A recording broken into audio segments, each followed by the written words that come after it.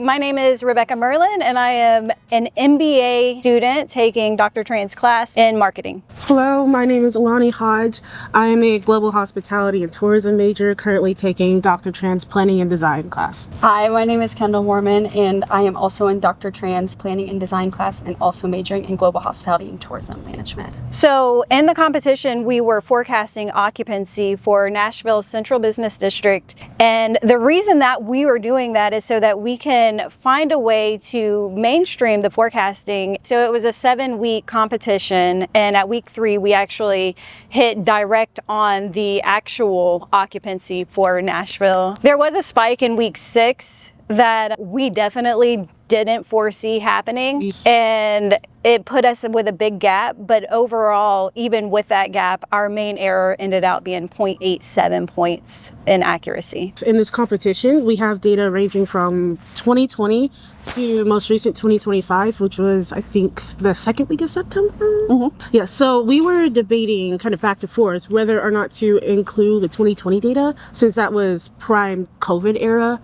and that's where a lot of the occupancy dramatically dropped due to all the restrictions and shutdowns and whatnot. Personally, for me, I did some research into it, and I was like, in order to get the most accurate amount of data for occupancy forecasting, I was considering to keep the 2020 data to remain as unbiased as physically possible.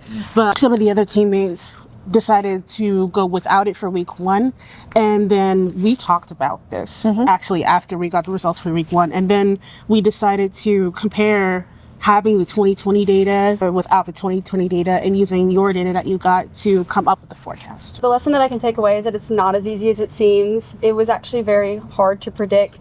Personally, I was in a different group than Becky and Alani, so I know that my group struggled a little bit more with this as we're not as familiar with it. Even interning at a hotel, it wasn't as easy to forecast as I thought it would be. The numbers are very different in Nashville as they are here in Pensacola, but personally it was just a really good learning experience overall, just being able to accurately or not accurately forecast the Nashville occupancy overall. I would say one of the most important things is, as a group, all of our groups went together in a Zoom call with Dr. Tran, and we learned a simple rolling average of what we could use as a baseline. And we did that, and then we, as Alani said, we took out the outlier, which was 2020, to kind of see where that would go. And we had numbers with 2020s, numbers without 2020, and then we also used some regression and other forecasting analysis in Excel so that we could see where our numbers would go. But I think the number one thing is